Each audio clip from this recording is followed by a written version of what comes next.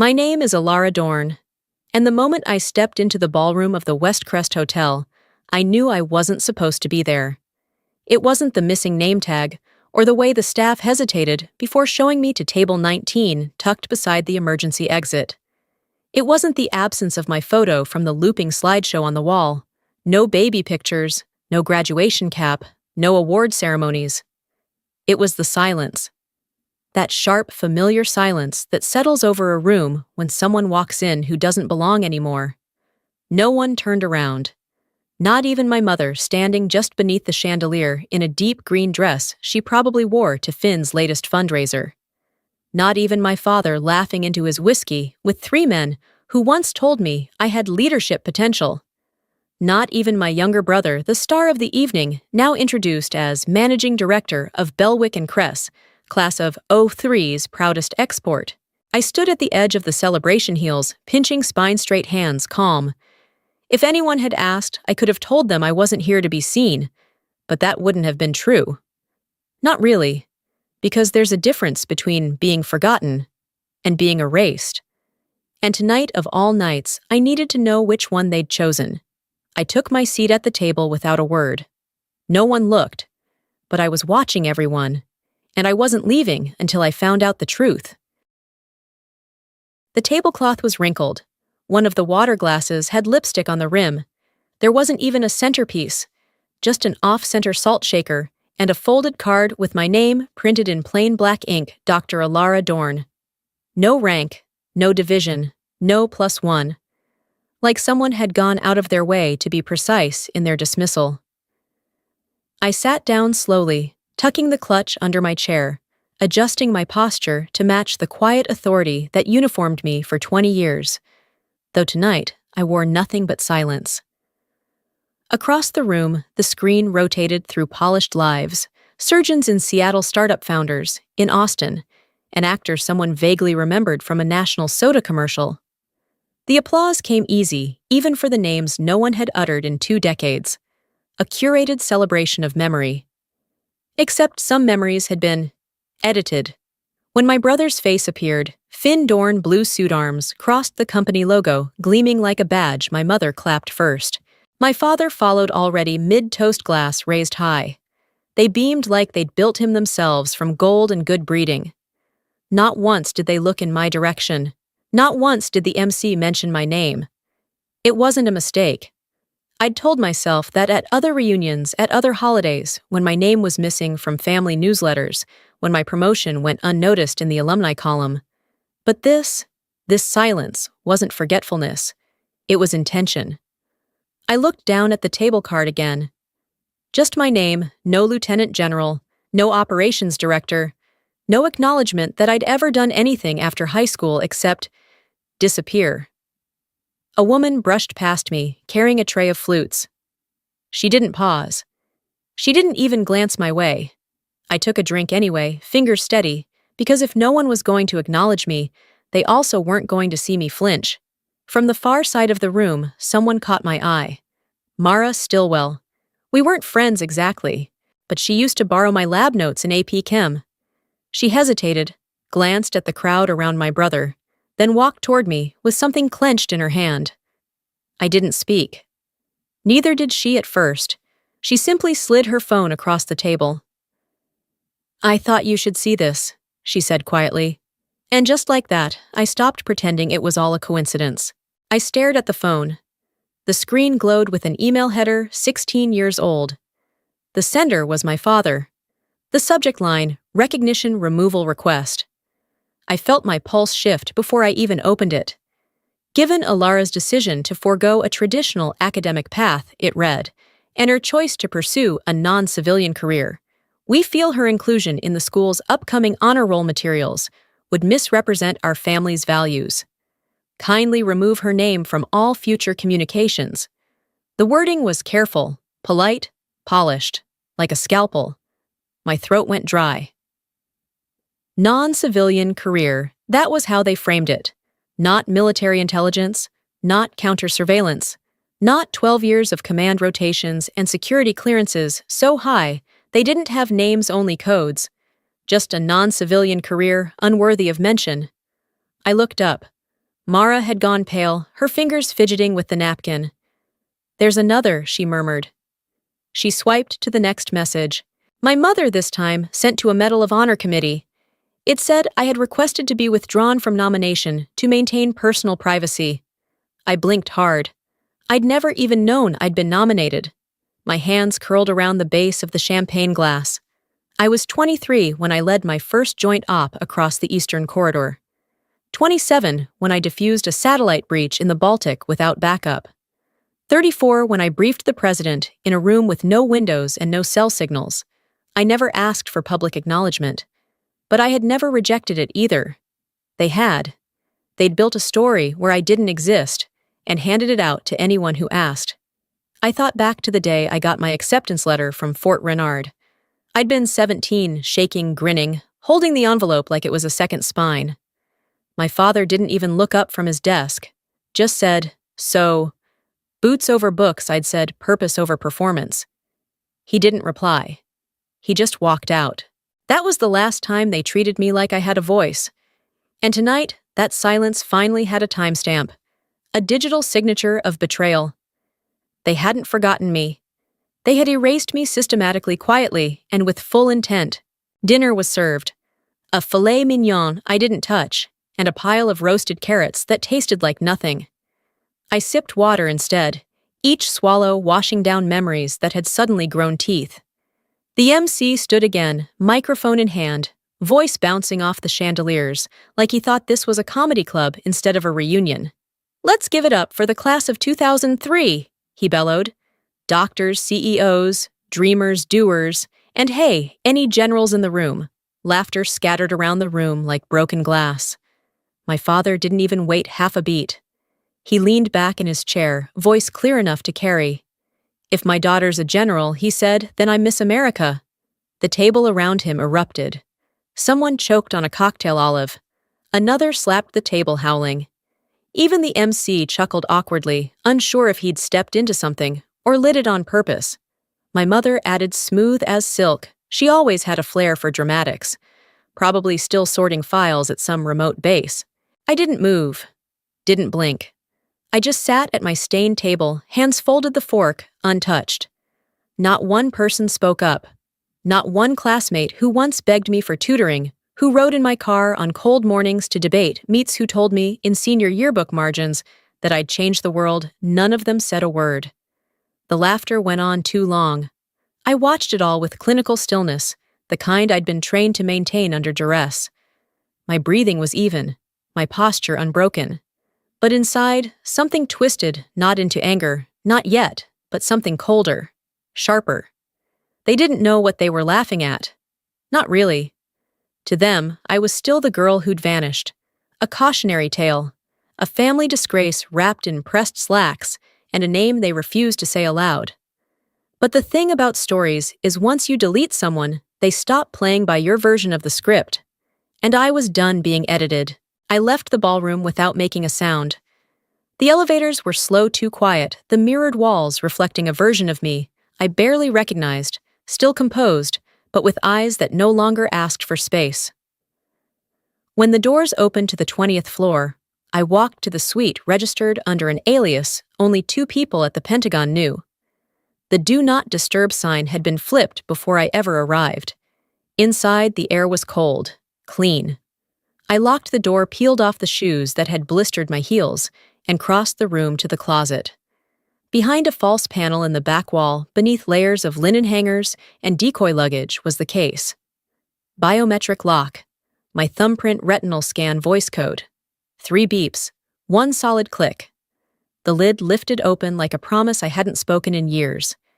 Inside was the interface secure tablet, encrypted drive, folded uniform, and the steel badge engraved with a rank no one at that banquet could ever imagine tied to my name. The screen lit up without hesitation. Merlin escalation, Neek. Status 3, threat triangulation. Active, confirm presence. Primary response required. I stared at it for a moment, letting the weight of it settle in. Merlin wasn't just another military drill or overseas tension report.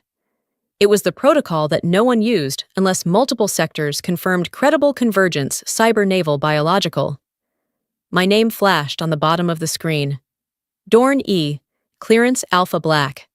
I pressed my palm to the confirmation pad. The system accepted immediately. A voice crackled to life through the line, masked and low. Lieutenant General Dorn. Confirmation received. Extraction has been authorized. Immediate presence requested in D.C. My voice didn't waver. Confirmed. I closed the case again slowly, like sealing away a version of myself I'd have to wear again in a few hours. Back in the ballroom, they were still laughing at the punchline. But the real story was already moving without them. And they were about to find out just how far off script I had gone. Back downstairs, the reunion carried on like nothing had splintered. Music swelled some overplayed anthem from the early 2000s, and champagne flowed with the kind of ease only nostalgia could buy. The MC lifted his glass again, cheeks flushed with laughter. "Let's raise a toast," he called to the Dorn family, our shining example of legacy done right. "Finn, your parents must be so proud." My mother stood first, smile stretched too wide. My father joined, arm slung casually around her waist, lifting his glass with that familiar smirk he wore like a badge. Finn nodded humbly, like he hadn't spent the last hour basking in applause. And of course, the MC added, twisting the knife with a grin, wherever Alara ended up. Let's hope she found her purpose. Laughter again. But this time it didn't last. The floor rumbled. It began subtle, just a tremor beneath the soles of polished shoes. Then the windows behind the main tables lit up with a sudden white blaze. A low, thunderous sound swallowed the room. Someone dropped their drink. Then the ballroom doors blew open with a blast of cold air, sending napkins flying and centerpieces toppling. Two figures strode in uniforms, crisp boots heavy against marble. They didn't scan the room. They knew exactly where to go. Colonel Navarro led. His voice cut clean through the stunned silence. Lieutenant General Alara Dorn. "Ma'am." He stopped 3 feet in front of me and saluted sharply publicly, without hesitation.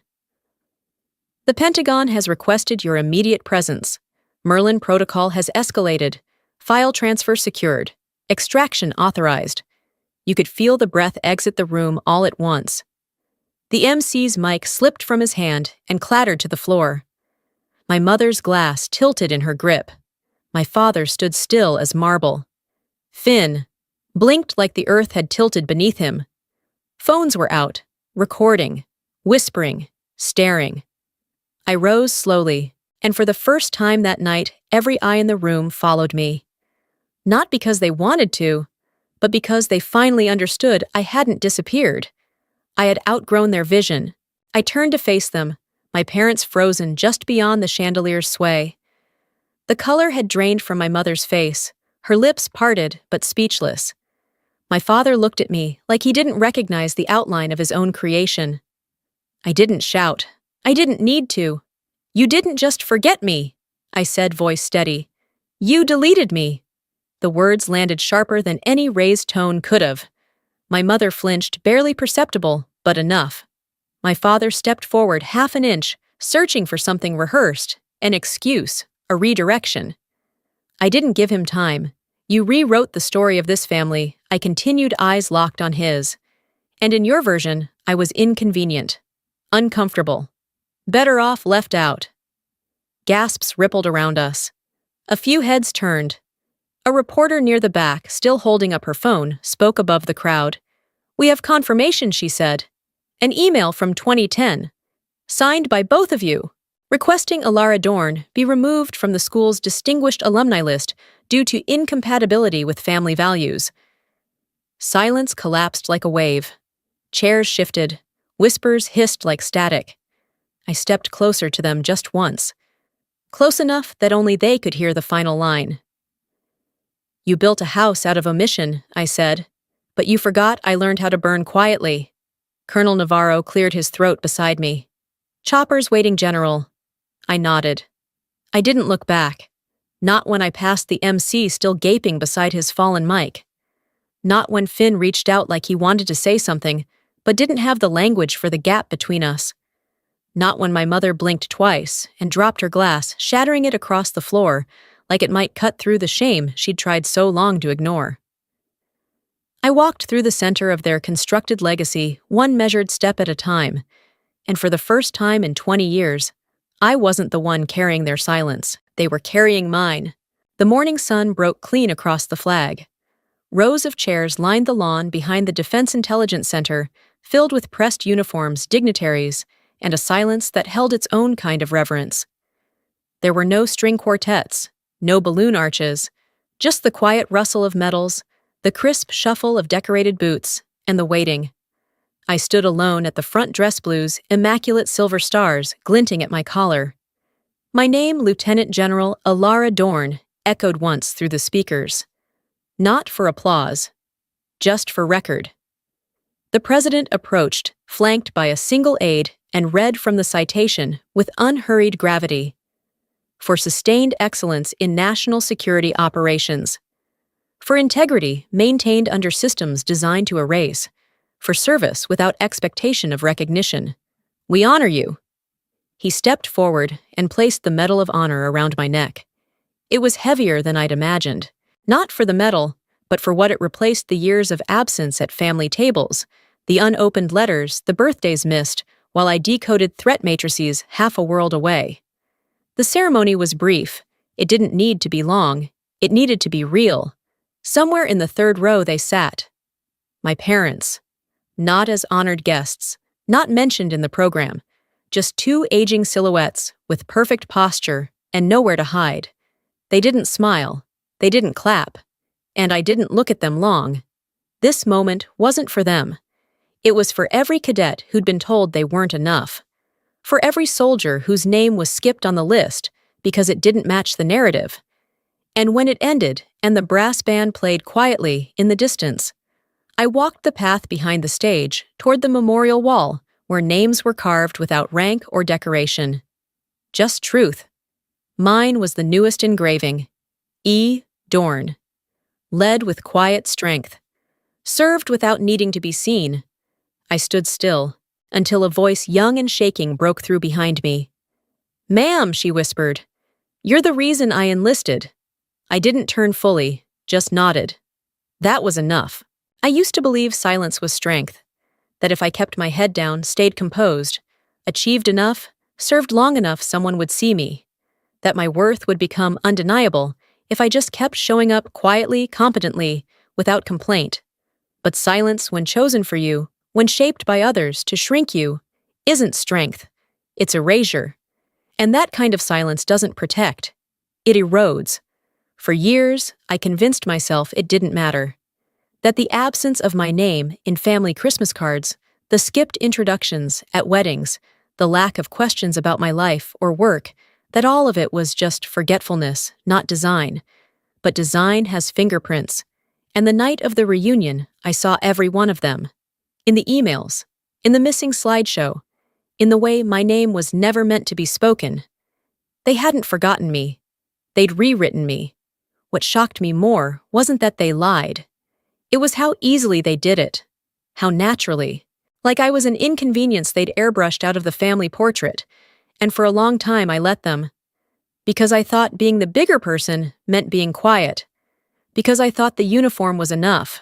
That the medals, the service, the clearance levels, the presidents briefed, all of that would one day speak louder than their silence. But legacies don't write themselves. And truth can't be honored if it's hidden. That night when the helicopter came, and Colonel Navarro saluted me, before a room of people who once laughed at the sound of my name, it wasn't vindication I felt. It was clarity. They weren't laughing at me. They were laughing at a version of me that never existed.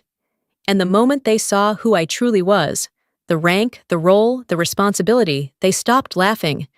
Because you can't mock what outranks your imagination. But even then, it wasn't about revenge. It was about record. And when I stood under the flag receiving the Medal of Honor, I didn't think about what my parents didn't say. I thought about the cadet who waited for me afterward, barely 20, Freckles' voice shaking as she whispered, "Ma'am, you're the reason I enlisted." That's what legacy really is. It's not applause. It's not family pride. It's not revenge. It's the moment someone finds themselves reflected in your story and realizes they matter too. My family may never rewrite their version, but I don't need their version anymore, because I have my own.